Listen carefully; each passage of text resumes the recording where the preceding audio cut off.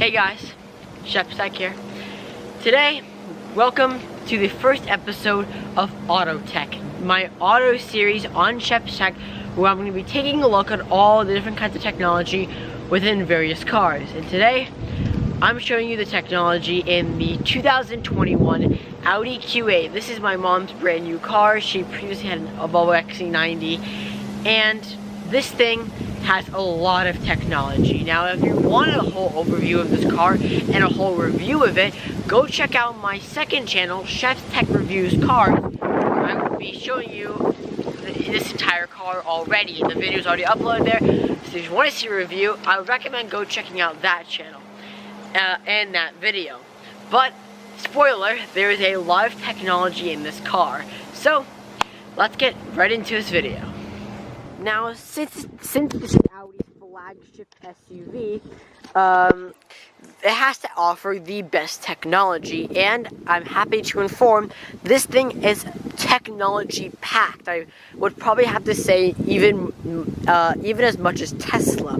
But I want to start off with a basic feature that most cars have these days, and that is keyless entry, which obviously is on this car. So, which means that I can walk up to the car and open the door without touching a button on the key. Now, this is really useful if you're having a key in your bag or in your pocket and you just don't feel like getting it out. And it works by a proximity sensor in all four door handles. So it's on all four door handles, and including the trunk, it's also on. Now, it works by a sensor within the door handle and right here. And all you have to do is, I'm just gonna not touch the key, put it in my pocket, and all I have to do is open the door, and I'm in, right? It also is a proximity sensor inside as well. Now, to show you that this works, the sensor is with a vicinity around the car.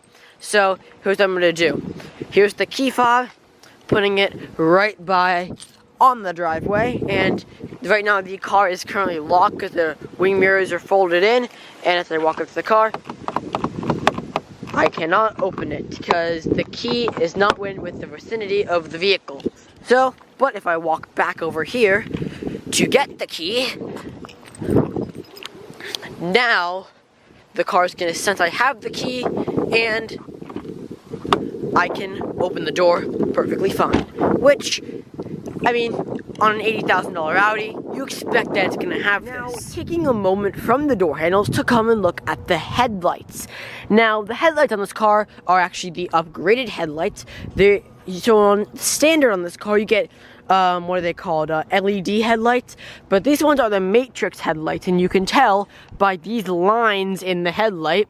So, and what's really cool about them is, one is that when you unlock the car with the key, they do a little cool dance when they unlock.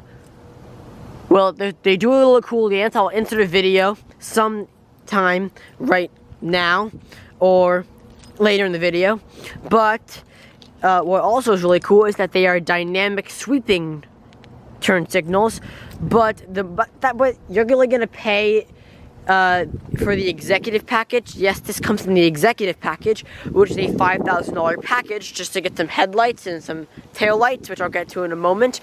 Well, these headlights actually can turn off single LEDs for oncoming cars. So if there's an oncoming car at night towards this side of the car, it will turn off this headlight so it doesn't blind them in their face, but keep this headlight on. Once the car senses that that car is passed, it will turn this headlight back on, and vice versa for each headlight.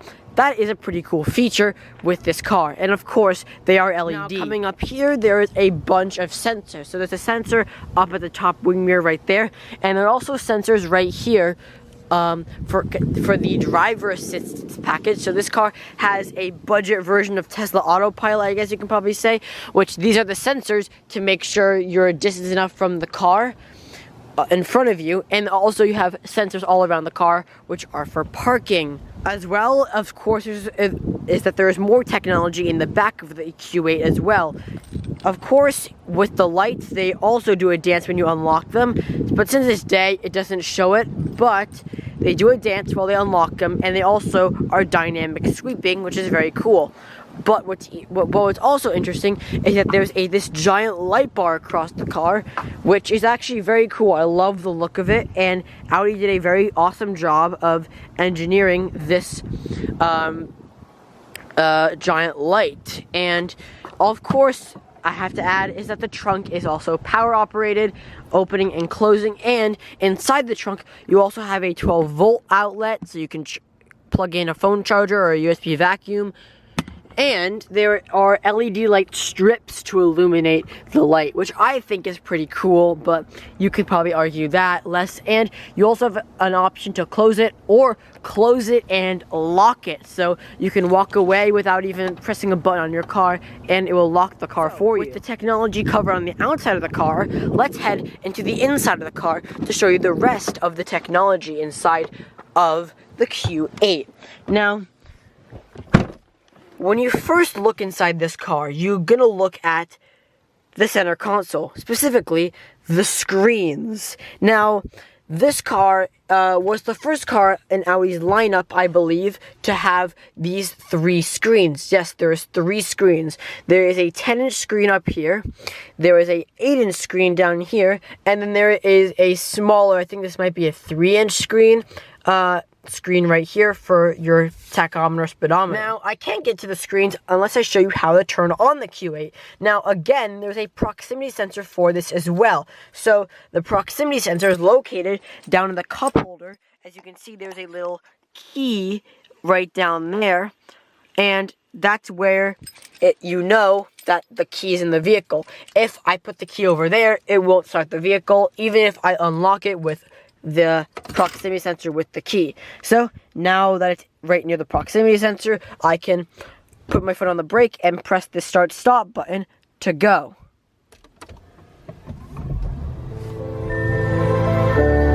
And it plays a nice classical tune to start up the car. And once you look at this car, you can see there are 3 screens. One, right, as I said, right there, one right there, and one right there. These screens basically control the entire car. Now, what I mean by the entire car is the entire car. To the fact that there is no point of having any buttons. I mean, there's probably some buttons on the steering wheel, some buttons over here, a couple here, I mean, and over here, but I mean, there's not many buttons. It's all mainly controlled by the screens. So, let's start with this top screen. So this is a 10-inch touchscreen with Audi's brand new MMI system, which is what Audi calls their Audi calls their software for their screens. And this system receives constant software updates, so you can have the newest car, kind of like a Tesla, basically. And it's mainly just like an iPhone or an iPad, like so. When you can use it, you can move things around the way you want them to, kind of like on iOS or iPadOS. You can move them around, so if you want your vehicle right down here, your media, you can do that. You can move settings up in the top corner, which, I mean, this is very cool. So you can have it arranged just the way you like, and you can click done like on an iPad to resume back to your normal screen. Now, with this screen, you can mainly control every single aspect of the car. When I say that, I mean every single aspect. For example, you can change the exterior lighting, for example. So, you go into exterior lighting, and you can choose, you can have, like, literally turn on and off every single aspect. So, if you do not want your entry or exit lighting to happen, you can turn that off, and the car won't do it. Just like that. And if you don't want your daytime running lights, for example, you can turn that also off, but I do not know why you will not want those, so we'll keep that on. And when you click things, you can listen. There is a little, like, haptic to the screen, so you think you're actually touching an actual button, which is actually kind of helpful while you're driving. Like, obviously, it's much easier to press a button when you're driving, but not so much of a screen. So Audi thought of doing a button, which is actually very, like, a screen built-in button, which is actually pretty cool. I actually quite like that. And again, there you can change settings within the screen, but I'm not going to bore you to death about that. But what I want to show you is you get the idea of up the screen up here. It is actually very quick in response to your touch, just like that. You can pull down like a iPad or an iPhone, and you can see all your subscriptions. This car is actually one of the first cars to actually have 5G connection. So if you go into connection settings, Wi-Fi, if I go on my phone right now, I can connect to the Audi's Wi-Fi system, which is actually very fast. Normally car Wi-Fis aren't great, but as you can see on my phone here, we have, if we can focus, we can see here we have, oh come on, we have Leslie's Audi Q8, which is my mom, or we can have Leslie's Audi Q8 5G Hertz. So this car has a 5G modem or a 5G Wi-Fi built in to here, which the Wi-Fi is actually pretty fast. I tried downloading a movie on this Wi-Fi and it worked. I tried scrolling through Instagram or playing YouTube and that worked, but usually you can't really do that on a normal car Wi-Fi system, and you can on this car. We'll come back up to the center screen later to show you the awesome camera systems, but I want to turn your attention to down here on this 8-inch screen, which is mainly the exact same thing as up here, except its only purpose is one of its only purposes is the air conditioning and your heating and your seats. Now, this screen works just like the top screen, except it has different software on it. So it can't do these types of commands. You can't change your headlights, or you can't access the Wi-Fi or do your navigation up here. This screen's only software is to do the air conditionings, and you can change the air conditioning within two ways. You can do tap, tap, tap, tap, tap, or you can slide and just go up and down like this, which is also very, very cool. You have two options, but this car actually has a 4-zone climate zone. So unlike dual zone, this car has 4-zone climate zone. So the person on this side, in the driver, can have the choice of their fan speed and where they want the air to go, or if they just want it on auto, and same thing with the passenger. So if the passenger wants it on 68 degrees and I want it on high, that can be configurable so the passenger is cool and the driver is pretty warm. And of course down here you have your choice of your heated seat, your ventilated seat, which is basically some fans built into the seat, and you can actually hear them. They actually blow air onto your back. You have your heated steering wheel and your heated and ventilated seats for this seat. Now, getting back to the top screen with the camera system. So this car, obviously when you put it into reverse, you have a backup camera, which is obviously pretty cool. However, you also have all these other different types of cameras. So normally when you put it in reverse, you have just your backup camera like so, and your top-down view camera. But you also have a camera under the mirrors these are for the front wheels, or the rear tires, your front tires, the corner view for the rear, your normal backup camera, the bigger top-down view camera, the front camera, and the front corner view camera. And this camera, which has 3D, is a 3D model of the car. And yes, it's so accurate that when you put your turn signal on, it shows you the turn signal in real life. Same thing for the back, which again is completely unnecessary, but it's also really cool at the exact same time. Now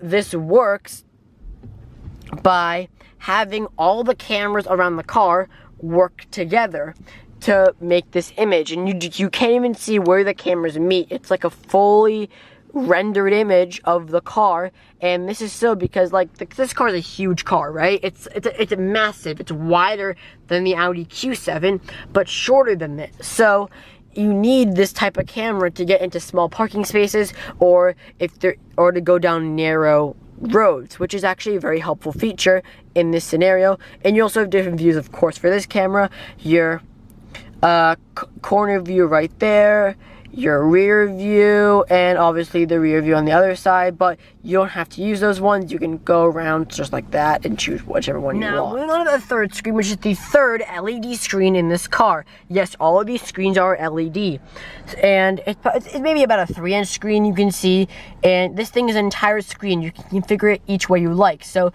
you can choose your vehicle information, your driver assistance, energy consumers, traffic signs, and you can all control it on the steering wheel here, and you can use these arrows to navigate. You can choose your radio and select radio stations from here, your phone, and your map, but I'm not going to show you that because, well, of reasons that I don't want to show you my location. And your speedometer and tachometer you can make smaller, as you can see, and you can show bigger information.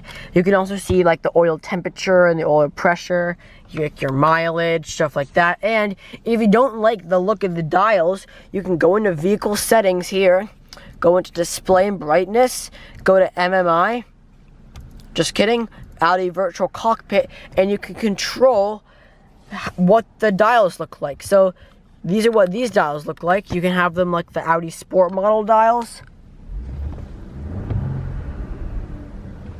which is pretty cool. Or you can have your normal classic dials, which are kind of boring, but I actually kind of prefer the sport dial. I think it looks a lot cooler. And it puts up economy tips as well. So these are mainly everything about these 3 screens. Now let's head to the back seat to show off the third, or the sort of kind of screen back there. Stepping into the back seat, this is what I mean. It has 4-zone climate control, and it has this screen back here, so we can turn it on.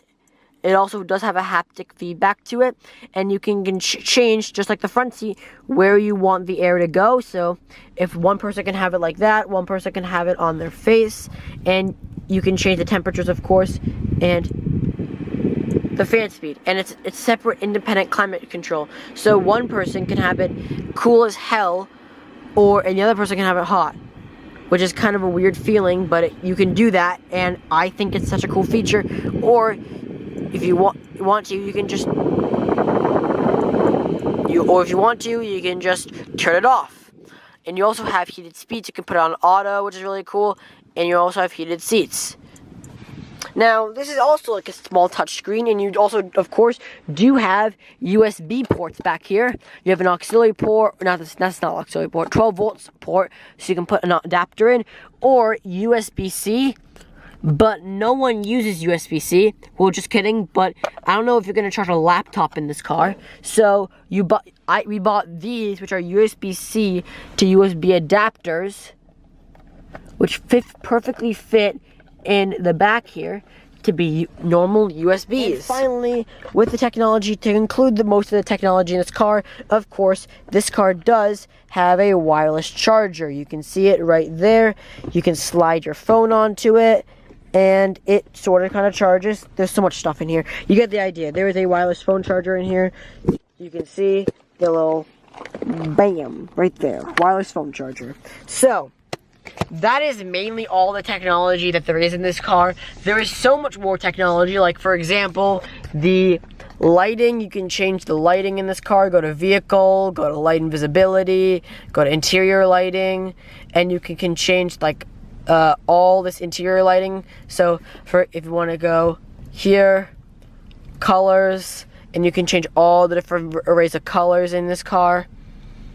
And it's like a color palette. It's crazy. But that is all the technology in this car. I hope you guys did enjoy this video of auto tech, and let me guys know if you actually like this series, because I actually like filming this video, and I'll absolutely do it again if you want me to keep doing this series. Or if you guys don't like it, let me know feedback, and I will not do this series. I'll delete the video, and I will think of another series to do. So thank you guys so much for watching this video, and I'll see you guys next time. Peace. Yeah.